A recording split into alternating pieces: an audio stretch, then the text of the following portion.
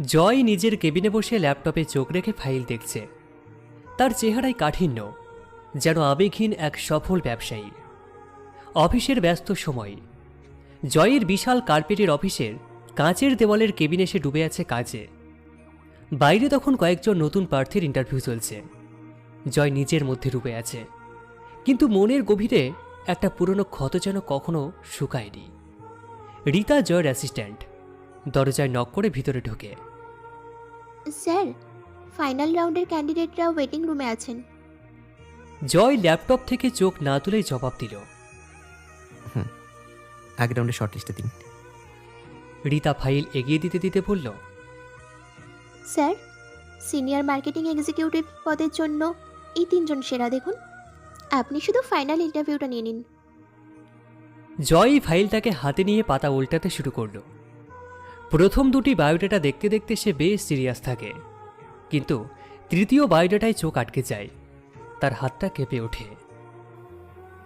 দিয়া দিয়া রহমান? হ্যাঁ স্যার, ওনার রেজাল্ট আর অভিজ্ঞতা দুটোই খুব ভালো। জয়ের যেন নিজের অজান্তেই তার মুখে একটা অদৃশ্য রেখা ফুটে ওঠে। পুরনো স্মৃতিগুলো ঝলসে ওঠে মনে।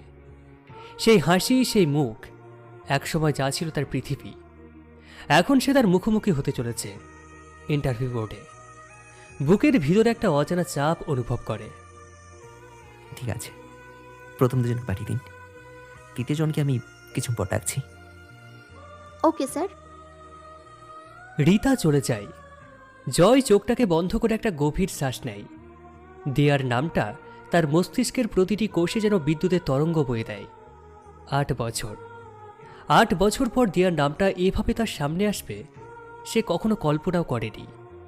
কিছুক্ষণ পর হঠাৎ রীতা দরজায় নক করে বলল, স্যার, থার্ড ক্যান্ডিডেট দিয়া রহমান বাইরে অপেক্ষা করছেন। জয় নিজের মনকে শক্ত করে। কাপা হাতে একটা জলের গ্লাস তুলে নেয়, গলা শুকিয়ে কাঠ। তাকে ভেতরে আসতে বলুন।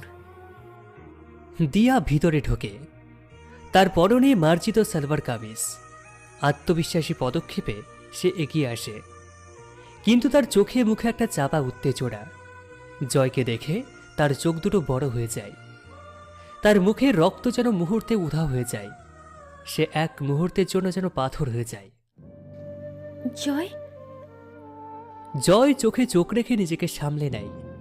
তার ঠোঁটের কোণে একটা বাঁকা হাসি। নিজেকে সে যতটা সম্ভব কঠোর প্রমাণ করতে চায়। দিয়াকে উদ্দেশ্য করে বলল, বসুন মিস দিয়া। দিয়া চেয়ারে বসে, তার হাত কাঁপছে। এই সেই জয় যাকে সে একসময় পাগলের মতো ভালোবাসত। আজকে সে তার বস, তার ইন্টারভিউ নিচ্ছে। ভাগ্যের কি নির্মম পরিহাস। জয় নিজেকে স্বাভাবিক করার চেষ্টা করে বলল, সো মিস দিয়া, আপনার সিভি দেখলাম আমি। আপনার এক্সপিরিয়েন্স বেশ ভালো। আপনি এত বছর কি করছিলেন?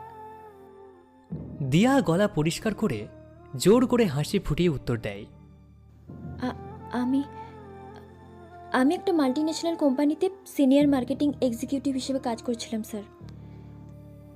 স্যার, ভালো। আপনি তো জানেনই আমরা প্রফেশনাল লাইফে প্রফেশনাল অ্যাটিকেটটাই পছন্দ করি। ব্যক্তিগত সম্পর্ক বা পরিচয় এখানে কোনো প্রভাব ফেলবে না আশা করি। দিয়ার মুখটা ফ্যাকাশে হয়ে যায়। জয়ের চোখে সে দেখেছে পুরনো আঘাতের যন্ত্রণা, ঘৃণার এক মিশ্রণ। আমি জানি স্যার, আমি এখানে ইন্টারভিউ দিতে এসেছি, আর আপনি আমার বস। আপনার রেজাল্ট ভালো, কিন্তু আমি জানতে চাই আপনি ভবিষ্যতে আমাদের কোম্পানিকে কি দিতে পারবেন। আপনার মতে আপনি এখানে কেন উপযুক্ত? দিয়ার মনে পড়ে যায় তাদের শেষ বলা কথাগুলো। জয় তখন একটা ছোট্ট কোম্পানির মালিক হওয়ার স্বপ্ন দেখত, আর দিয়া তাকে ছেড়ে গিয়েছিল আরও প্রতিষ্ঠিত একজনকে বেছে নিয়ে। এই মুহূর্তে জয়ের এই কথাগুলো তার মনে তীরের মতো বিঁধে যায়। স্যার, আমি বিশ্বাস করি আমার অভিজ্ঞতা এবং কাজের প্রতি ডেডিকেশন এই কোম্পানিকে সামনের দিকে এগিয়ে নিয়ে যেতে সাহায্য করবে। আমি নতুন আইডিয়া নিয়ে কাজ করতে ভালোবাসি এবং চ্যালেঞ্জ নিতে প্রস্তুত। চ্যালেঞ্জ? আপনি চ্যালেঞ্জ নিতে ভালোবাসেন? আপনি কি সব চ্যালেঞ্জ শেষ পর্যন্ত ধরে রাখতে পারেন মিস দিয়া, নাকি মাঝপথে ছেড়ে দেন? জয়ের কথা একটা সূক্ষ্ম ইঙ্গিত ছিল, যা শুধু দিয়া বুঝতে পারল। তাদের সম্পর্কে চ্যালেঞ্জের কথা মনে পড়ে গেল দিয়ার। সে সময় জয়কে ছেড়ে যাওয়ার সিদ্ধান্তটা ছিল দিয়ার। আমি এখন অনেক ম্যাচিওর স্যার। আমার কাজের প্রতি আমার সম্পূর্ণ ডেডিকেশন আছে। ডেডিকেশন? 8 বছরে অনেক কিছুই বদলে যায়, মানুষও। আপনার মনে আছে আপনি একসময় বলতেন আপনি ছোট কোম্পানিতে কোনোদিন কাজ করবেন না, আপনি সবসময় বড় কিছু চাইতেন। দিয়া চুপ করে যায়। জয়ের প্রতিটি কথা তার পুরনো ক্ষতকে খুঁজিয়ে তুলছে।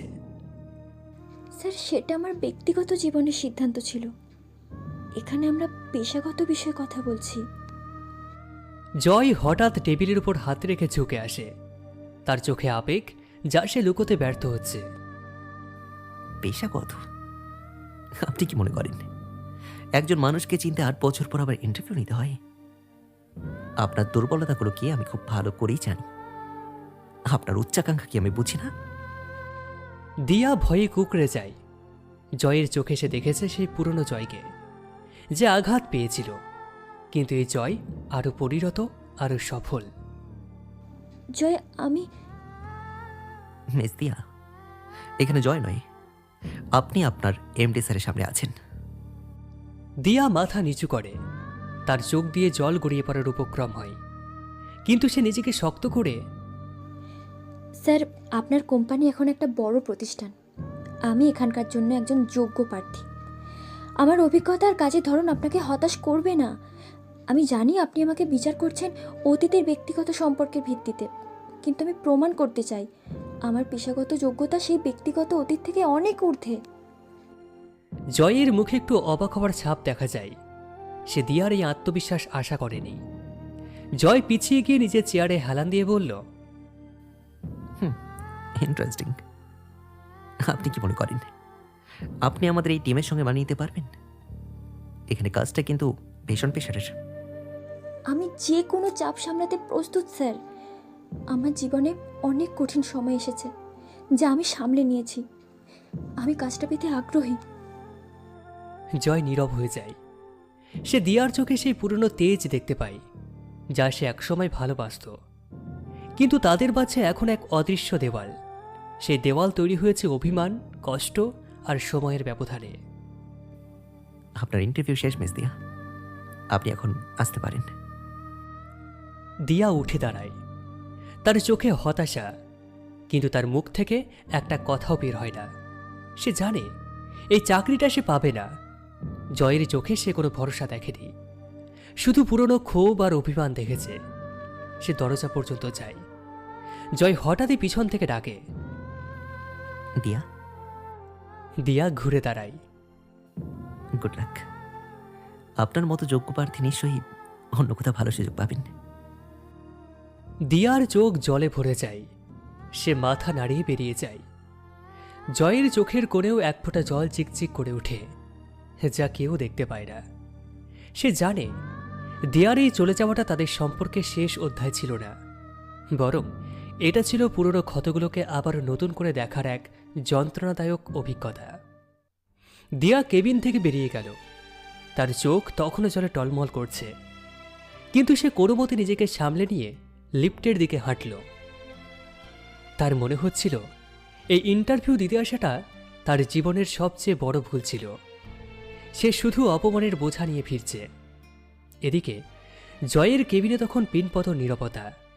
সে চেয়ারে হেলান দিয়ে বসে আছে, চোখ বন্ধ করে। তার মনে চলছে এক তীব্র ঝড়। সে কি সত্যিই দিয়াকে এত সহজে যেতে দেবে? আমি ওকে এত আঘাত দিলাম, অপমান করলাম, কিন্তু ওর আত্মবিশ্বাসটা তো হাঁকের মতোই আছে। আরও সত্যি খুব যোগ্য। হঠাৎই দরজায় নক করে রীতা ভিতরে ঢোকে আর বলে, স্যার, বাকি দুজন ক্যান্ডিডেটের ইন্টারভিউ কি এখন শুরু করব? না রিতা, তার কোনো প্রয়োজন নেই। মানে? কিন্তু স্যার, বাকি দুজন তো শর্ট লিস্টেড এবং খুব ভালো। আমি আমার সিনিয়র মার্কেটিং এক্সিকিউটিভকে পেয়ে গেছি রিতা। কে স্যার? দিয়া রহমান? হ্যাঁ, দিয়া রহমান। কিন্তু স্যার, আপনি তো ওনাকে, না মানে আপনি ওনার সাথে এত কঠোর ব্যবহার করলেন, মনে হলো আপনি তাকে চান না। প্রফেশনাল লাইফে পার্সোনাল ইমোশন কোনো জায়গা পাবে না রিতা। আমি শুধু দেখতে চাইছিলাম চাপ সামলানোর ক্ষমতা ওর কতটা আছে। ওর অভিজ্ঞতা, ওর রেজাল্ট বলছে ও সেরা। ওর অফার লেটারটা তৈরি করতে বলুন এক্ষুনি? কিন্তু সে তো এখনই।